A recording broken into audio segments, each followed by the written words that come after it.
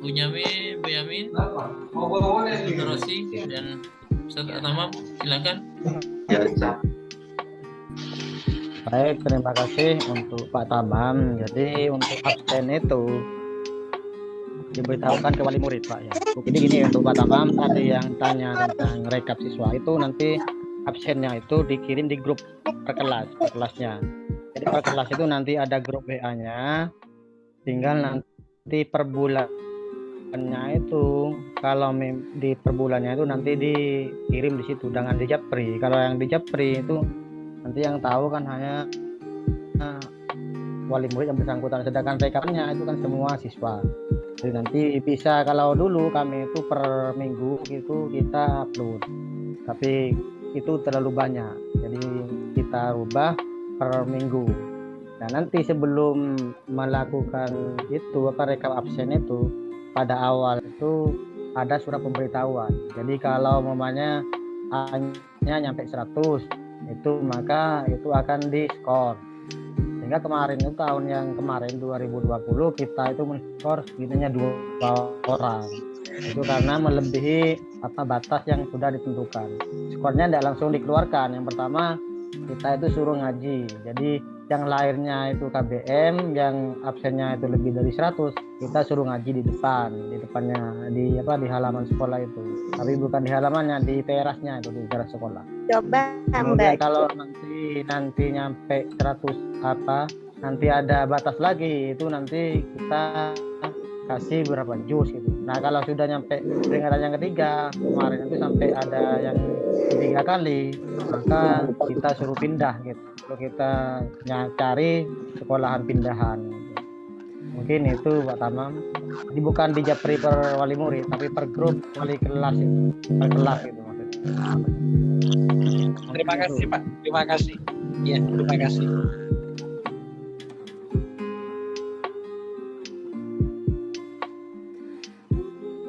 Kok mungkin yang lain? Lanjut.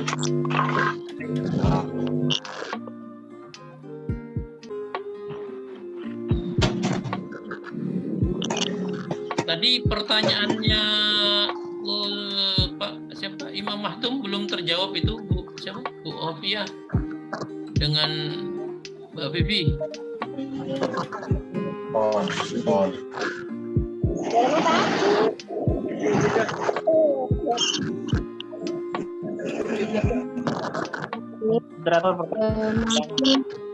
Separuh Pak. Untuk pertanyaan banyak yang nyicil.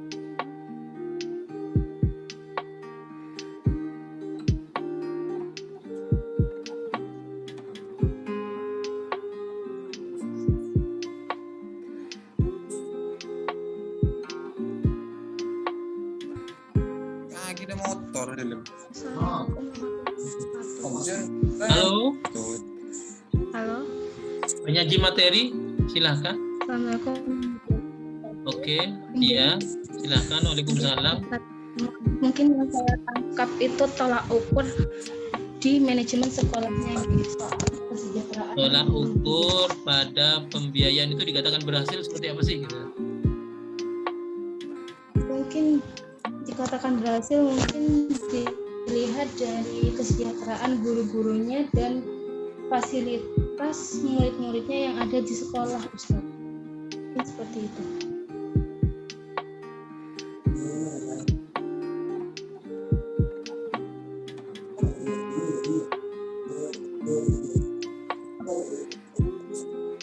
Bisa disanggah.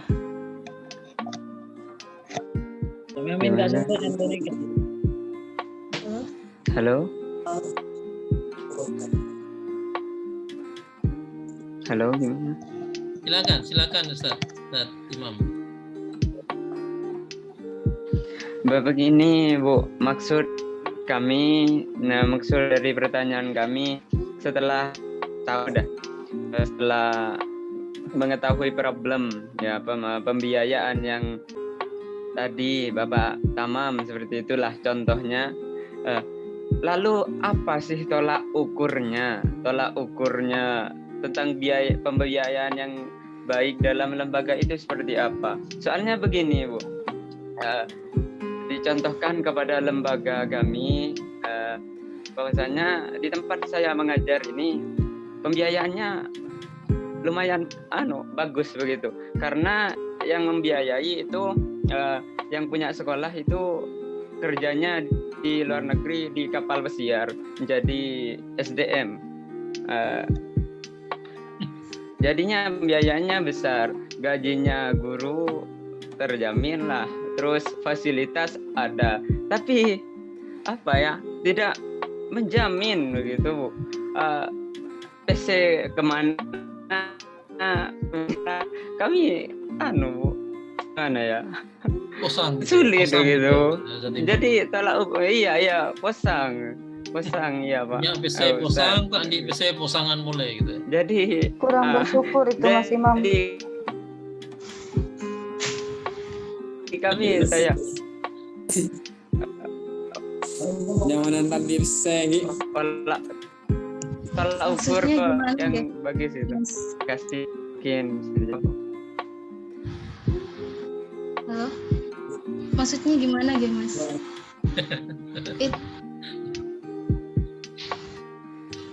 Siapa Mbak Vivi nih ya? Bertanya maksudnya gimana ya? Mbak Hofiatun, Mbak. Oh, Mbak Hofiatun. Yang narasumbernya. Ya. Oke, jadi begini ya. Itu semua kalau menurut saya tergantung yang memimpin siapa, yang memimpin bagaimana dan seperti apa.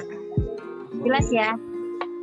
Mohon maaf karena saya di luar ruangan, jadi sepertinya suaranya agak kecil seperti itu. Jadi begini, menurut saya itu tergantung siapa pemimpinnya. Jelas. Misalkan sudah dapat dan suntikan dana dari orang dalam, yang punya sekolah dah gitu. Cuman karena sepertinya itu kan tidak tahu uang kemana gitu kan ya. Ya mungkin itu kurang kawal dan harus ada satu orang yang memang benar-benar mengawal gitu. Misalkan ada kegiatan, jadi harus harus dikontrol terus seperti itu. Yang biasanya itu harus satu orang yang mengontrol semuanya, dari keuangannya, kegiatannya, dan itu pemimpinnya yang harus benar-benar harus benar-benar bagus dah gitu, harus benar-benar pakai hati begitu. Kalau Harus benar-benar kompeten di dalam bidang itu. Itu kalau menurut saya. Oh berarti Terima kasih. Harus ada yang mengatur semua. Berarti boleh nyanggah, berarti kalau tolak ukurnya berarti dapat ditarik kesimpulan bahwa tolak ukur pembiayaan yang baik adalah controllingnya begitu, yang mengontrol keuangannya begitu, pengontrolnya Ya, yang begitu maksudnya, mungkin begitu. Ya. Ya, setuju itu. Terima kasih. Cerita sedikit ya. Ya monggo. Seperti di lembaga saya seperti itu. Kan. Nah, lembaga saya ini kurang lebih yang muridnya lah dibilang sedikit gitu ya. Cuman karena mungkin pemimpinnya itu kekeh gitu, orangnya itu sungguh-sungguh lah gitu. Gagal. Meskipun honor itu meskipun sedikit, tapi karena dikawal, maksudnya ditemani ada kegiatan sholat berjamaah, juga ikut sholat gitu. Terus juga ya ada masukan-masukan siraman rohani lah seperti seperti bilang yang merasa saya benar-benar guru meskipun gaji saya di bawah rata-rata seperti itu.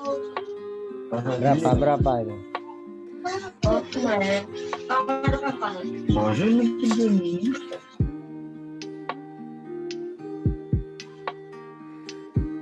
Halo, lanjut. Halo. Mungkin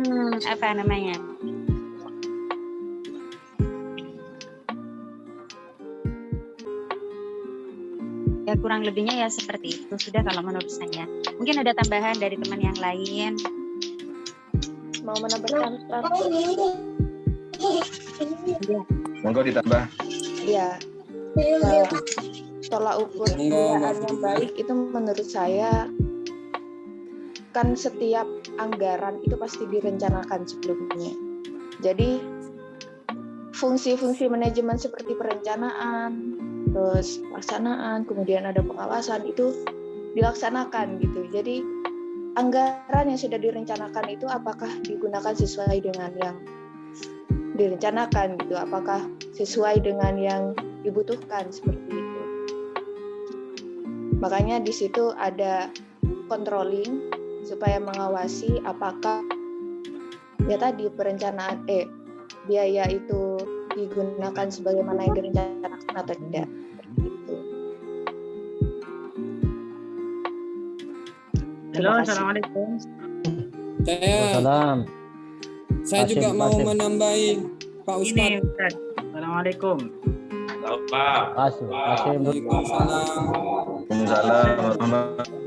Saya mohon waktunya sebentar. Menurut saya, mungkin saya setuju dengan Mbak barusan. Kita sesuai dengan apa yang di-upload di RK saja. Rencana yang di RK dikerjakan dengan baik, sehingga Pasnya kecilin, Pak Sim. Dikerjakan di situ. Yang dekat. Ya, mungkin seperti itu. Apa yang direkam itu sehingga pencapaian yang tercapai apa yang ditulis di rekam nanti di situ tolak ukurnya keberhasilannya. Seperti itu, Pak. Lama nggak apa-apa, Pak Sim. Lama nggak apa-apa. Saya mau menambahi.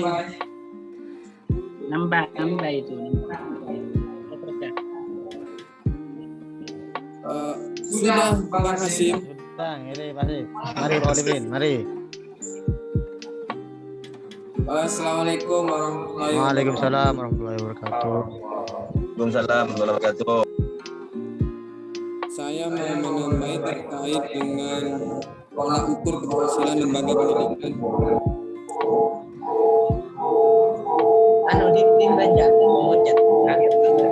Mungkin yang satu ruangan dibisukan dulu. Saya lanjutkan mengenai dengan tolak ukur keberhasilan lembaga pendidikan, apakah gantung kepada banyaknya biaya atau tidak berpengaruh banyaknya biaya tersebut. Kalau menurut saya tentu banyaknya biaya, banyaknya modal itu sangat berpengaruh. Cuma di sana itu tergantung kepada yang disampaikan Mbak yang barusan juga, termasuk Mbak Farida dan Mbak sebelumnya Mbak Frida, Mbak siapa dah lupa. Intinya tergantung kepada sang leadernya, apakah dia benar-benar mengawasi, apakah dia benar-benar mengontrol, ataukah dia hanya mengontrol keuangan.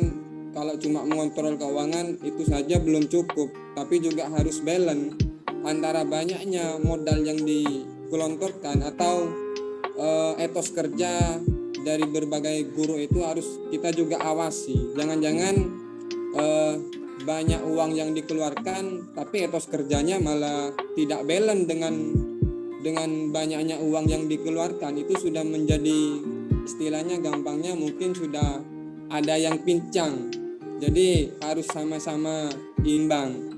Tentu kalau bagi saya pribadi, tolak ukur keberhasilan tolak ukur keberhasilan lembaga pendidikan tidak tergantung kepada uang dan juga tidak tergantung kepada sedikitnya uang. Tapi bagaimana dia benar-benar bisa memanage pola kerja dan atau keuangan yang minim itu betul-betul bisa difungsikan dengan baik, dan juga etos kerjanya harus seimbang dengan kemauan, dan puncaknya adalah ketika ketika itu memang benar-benar banyak istilahnya santrinya lah atau muridnya. Ketika momen-momen pendaftaran dan banyak yang daftar dan banyak mendapatkan siswa, menurut saya, bagi saya itu adalah tolak ukur yang real dan yang pas. Jadi untuk mencapai tolak ukur itu bagi saya tidak harus banyak uang yang digelontorkan dan lain dan ataupun sebaliknya. Mungkin hanya itu tambahan saya. Terima kasih. Jadi pada intinya tergantung kepada leader bagaimana dia bisa memanage dan bagaimana dia bisa mengontrol, mengawasi bawahannya. Seperti itu. Terima kasih Pak Ustadz. Ada lah, terima kasih boleh. Terima kasih yang lanjut. Mana beconya ke boleh Pak Walipin ya.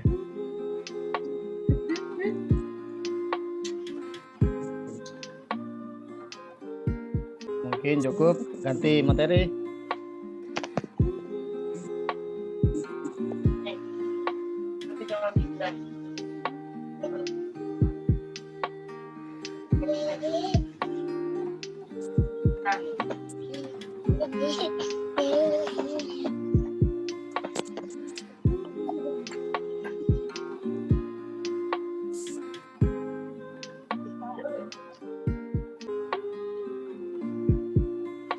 Lanjut.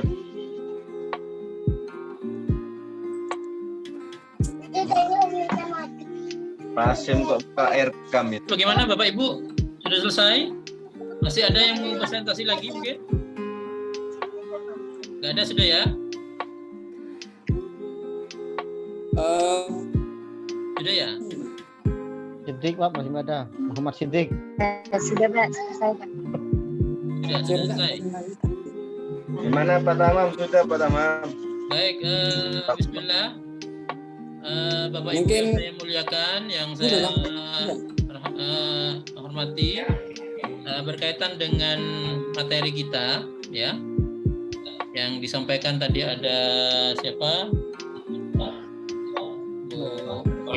Siapa itu namanya itu? Rekam. Hofiatun Nisa dengan siapa ya? Ibria dan satunya lagi adalah satunya Bu siapa? Bu Ella ya, Bu Ella. Trisna. Baik, yang pertama kita sharing perspektif manajemen pendidikan ya. Jadi yang pertama adalah berkaitan dengan indikator, kita bisa mengatakan bahwasanya pengelolaan keuangan yang kita lakukan sebagai pemimpin lembaga pendidikan sekarang atau nanti bagi yang belum, itu salah satunya adalah kemanfaatan Bapak Ibu ya, secara holistik.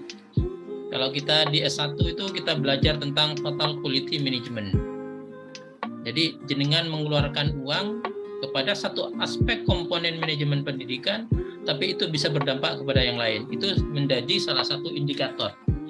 Jadi Mas Maktum, bukan karena pemimpin atau Pak Kiai atau siapa yang banyak uang itu merupakan keuangan yang baik gitu kan bagi lembaga, tapi tidak di situ, tapi lebih kepada pengelolaan. Uang yang baik kalau tidak dikelola juga bahaya itu.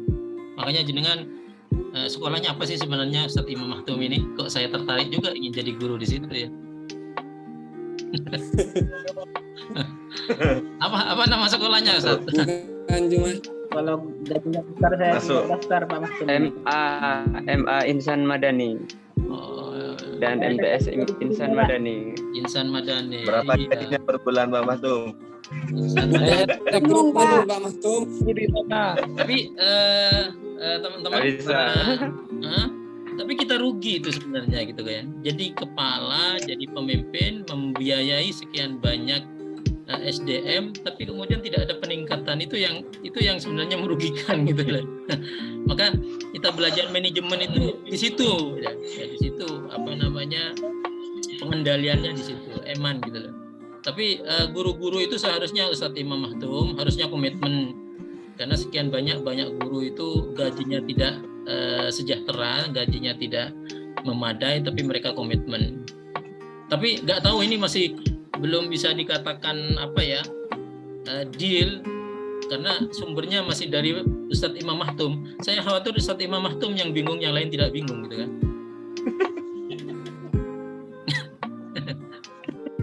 Sudah menikah Ustadz Imam ya?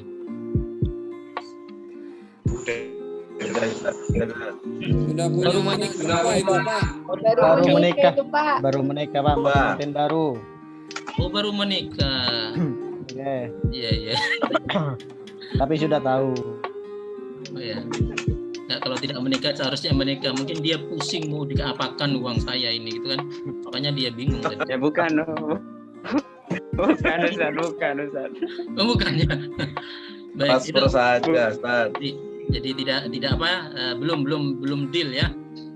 Karena masih satu sumber, yaitu Ustadz Imam Mahtum. Jadi bukan kita dengan Sekolah Insan Madani itu sebenarnya bagaimana, tapi perlu diadakan semacam FGD, fokus group discussion, sebenarnya apa yang terjadi. Tapi eman ya, kita ini semuanya berbicara perspektif kita pemimpin semuanya.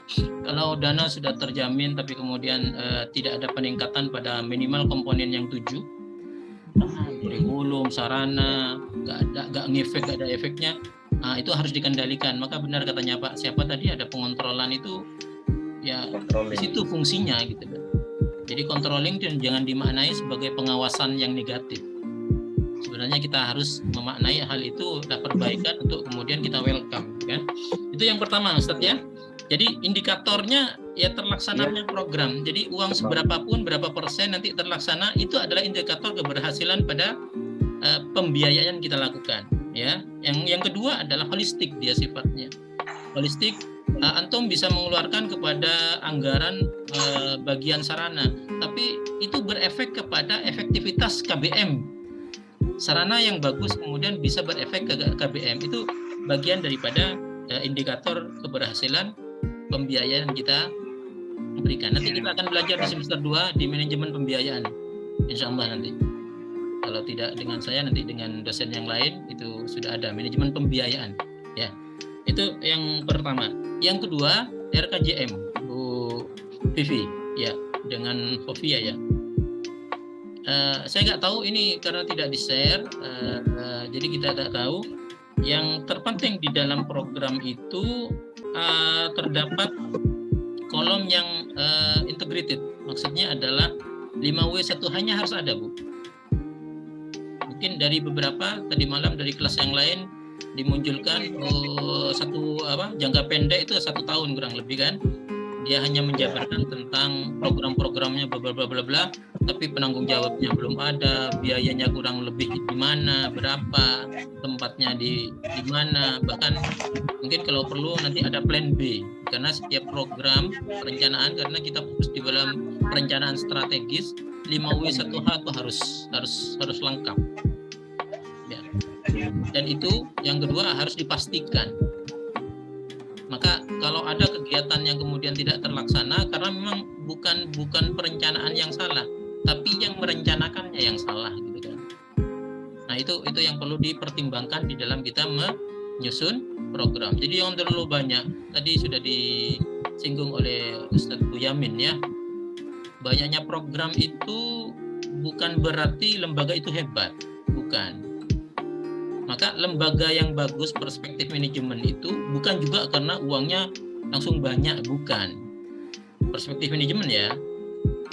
Tapi yang benar adalah dia disesuaikan dengan kebutuhan. Maka keuangan itu Bu Yuliatin dan Mbak Vivi itu pedomannya program, bukan banyaknya uang. Ya. Programnya apa? Tentu karena saya sudah menyusun RPS berurutan, ya andaikan nanti itu berurutan, nanti bisa sebenarnya untuk mengetahui dari program itu berapa biaya. Maka tadi sempat ditanyakan oleh Ustadz Tamam tadi, bagaimana kalau uangnya kurang? Sebenarnya perspektifnya bukan uang yang kurang, tapi dijawab tadi dengan Ustadz Buyamin, programnya yang terlalu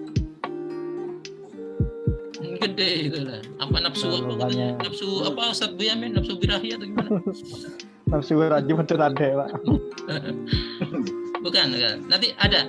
Jadi dari 100% contoh ya.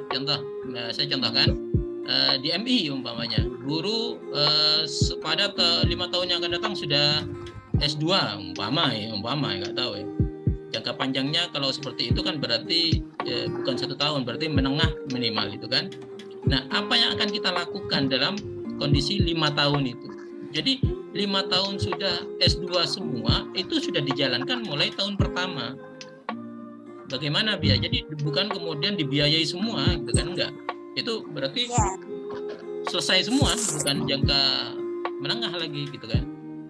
Atau kemudian 10 tahun yang akan datang kita sudah universitas dan lain-lain sebagainya. Maka ada persentase di dalam jangka pendek menengah itu dari program yang besar nanti berapa tahun itu terlaksana secara step by step gitu kan.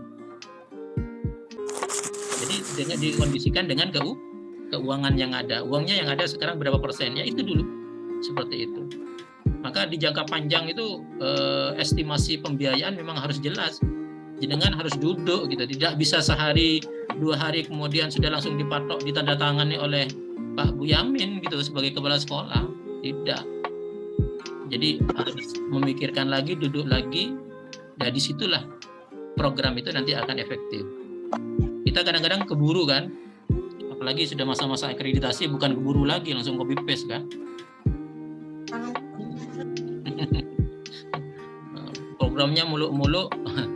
Dan katanya tadi malam teman-teman yang kelas lain itu akhirnya menjadi kitab ampu yang hanya tertulis Pak, setelah itu gak terlaksana karena sudah ditutup kan, kitab kuningnya ditutup, tapi programnya mantap gitu kan. Nah itu salah satu yang perlu mungkin teman-teman saya juga pribadi untuk dipertimbangkan karena kalau kita berbicara secara persentase itu perencanaan yang bagus itu sudah menandakan 50% program kerja kita sudah berhasil gitu kan. Sama dengan penelitian dan lain-lain sebagainya. Oke, itu ya. Jadi saya tekankan lagi, jadi programnya dulu, program dari mana? Program daripada visi misi, tujuan, strategi yang diinginkan. Jadi jangan berlebihan karena tetangga kita punya program besar kita akan ke sana, tidak. Perlahan saja. Kalau kita punya MA, ada jurusan IPA-nya, jangan keburu buka IPS. Jangan, ya pasti kurang uangnya gitu kan. Membiayai IPA-nya aja belum kelar, sudah mau biayai IPS. Kan repot. Sudah mau membiayai lab bahasa, kan repot kan, berat. Akhirnya kita sebagai kepala sekolah akhirnya beralasan tidak ada uang. Bukan tidak ada uang, keburu mau buka rumah yang lain. Kalau satu Rosip keburu mau menikah lagi gitu kan. Mukanya lain ya, Pak. Iya gitu. Jadi perlahan kembangkan, maka nyambung dengan yang tadi teman-teman semuanya tadi ada disiplin bagus sekali, itu bisa nanti dijadikan best practice ya. Ustadz Boyamin tadi cerita tentang disiplin, mantap. Saya sepakat itu. Kadang-kadang kita tidak boleh takut dengan mendisiplinkan anak-anak. Sekarang para wali siswa itu sudah melek gitu loh. Kalau ada sekolah itu yang tidak jelas, disiplinnya gak jelas, malah mereka ragu-ragu mau menyalurkan di sana gitu.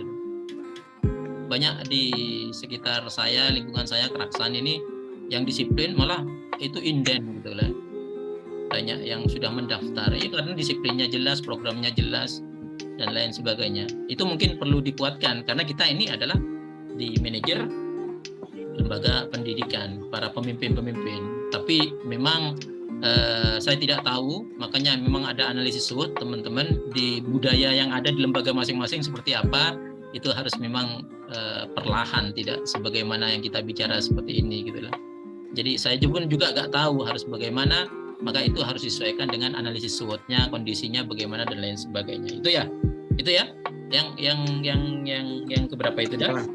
Yang ketiga, jadi programnya dikuatkan seperti apa. Jadi kalau IPA-nya sudah bagus, lab-nya bagus, lulusannya sudah bagus, aman. Ustadz Boyamin aman, Ustadz Badrosi aman, Ustadz Siddiq aman. Kenapa? Orang sudah melihat ada best practice yang sudah kita tampilkan kepada masyarakat di sana ternyata bagus. Nah, untuk membuka yang lain, jurusan yang lain itu akan sangat mudah nanti gitu loh. Karena sudah jelas gitu kan. Jangan keburu. Banyak lembaga IPA-nya belum jelas, ini belum jelas, sudah kemana-mana. Sehingga keluarannya nggak jelas. Jurusan IPA, hitungan nggak bisa. Jurusan IPA, nggak tahu lah. Akhirnya tidak ada keunggulan gitu loh. Tidak ada keunggulan yang bisa apa bahasanya Ustadz Boyamin tadi, dijual gitu ya. Dijual ya Ustadz ya. Dijual. Orjak sekolahannya yang dijual gitu kan. Jual. Elang Mas. Adul. Baik. Terus kemudian yang selanjutnya, ini saya terakhir ya. Saya terakhir. Setelah itu nggak ada pertanyaan. Karena sudah mau tidur kan.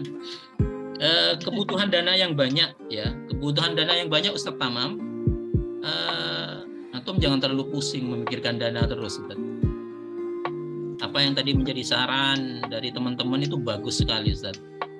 Saya juga punya pengalaman sampai detik ini juga saya bersama-sama samalah mungkin seperti antum mengelola lembaga, menjadi pimpinan lembaga. Saya sempat dengan teman-teman itu walaupun masih baru-baru, kita itu bisa melakukan lobbying kerjasama. Jadi kita sebagai manajer tuh wajib komunikasinya aktif, Ustaz. Kita bahkan bisa bekerja sama tanpa mengeluarkan uang, yang ada bahkan mendatangkan uang gitu loh. Itu kelincahan, kecakapan yang ada pada kompetensi kepala sekolah yang ada di undang-undang itu. 5 kompetensi kepala sekolah itu. Itu coba itu dikuatkan. Ya kalau bahasanya Ustadz Tamam kan silaturahim itulah gitu loh. Lebih important. Iya, silaturahim. Nah, kita itu remehkan. Public relation itu kan dari barat, ya Arabnya ya silaturahim gitu kan. Ini kadang-kadang kita lupa gitu loh. Apalagi yang dibawa pondok pesantren, subhanallah kekuatannya itu Pak Siddiq, waduh mantap sekali. Figur kiai kan gitu Ustadz Boyamin ya. Figur kiai kita, waduh kita ke bank, saya di sana suruh Pak Kiai, beres itu. Beres. Selesai. Iya betul itu. Bank itu butuh ke kita itu. Tapi bagaimana kepala sekolah bisa memanfaatkan? Jangan sampai uangnya kita, payroll-nya kita lewat bank, tapi kemudian banknya tidak ada kontribusi. Kalau saya nggak mau itu. Sekali-kali memang kita di dalam manajemen ada transaksionalnya gitu. Jangan sekedar di luar transaksional. Kita ke guru juga harus transaksional. Ada fakta integritas. Sehingga kemudian seperti tadi Ustadz Imam Mahtum, uangnya ada kok ini tidak ada berkembang gitu kan rugi, banyak memberikan makan tapi tidak gemuk gitu kan. Nah ini perlu. Jadi komunikasi dan komitmen coba itu dikembangkan. Memang agak berat kalau sudah terlalu lama duka itu, maka perlahan dengan berbenah-benah katanya orang Kepertais itu. Jadi itu kurang lebih yang bisa kita sharing. Jadi ya saya tidak tahu nanti teman-teman para pemimpin ini yang sangat paham tentang lembaganya masing-masing, tinggal kemudian antara satu kepala dengan kepala yang lain nanti komunikasi, melakukan sharing, bahkan tidak hanya best practice. Sekarang pikiran kita di dalam mengelola lembaga sudah future practice, ya, tidak lagi best practice tapi future practice. Sudah pernah dengar ya itu ya? Kalau best practice Pak Fotorosi pergi ke sekolahnya Pak Siddiq, selesai, apa yang bagus gitu aja. Tapi kalau future practice tuh kita memikirkan kebutuhan apa, sehingga alat apa yang kita perlukan sekarang. Nah itu sudah seperti itu sekarang. Oke, saya kira itu Bapak, Ibu, Pak Hasim, Bu Ella, Bu Hibri dan lain sebagainya. Ya, kita sudahi ini. Saya mohon maaf atas semua kekurangan. Semoga sukses semuanya. Tentunya 6 pertemuan ini banyak hal nanti di luar pembahasan, di luar kelas. Dan semoga nanti lembaganya semuanya sukses. Ya. Amin. Terima kasih, kita tutup dengan hamdalah. Alhamdulillah. Ustaznya ada Muhammad. Assalamualaikum warahmatullahi wabarakatuh. Waalaikumsalam warahmatullahi wabarakatuh. Terima kasih Ustaz.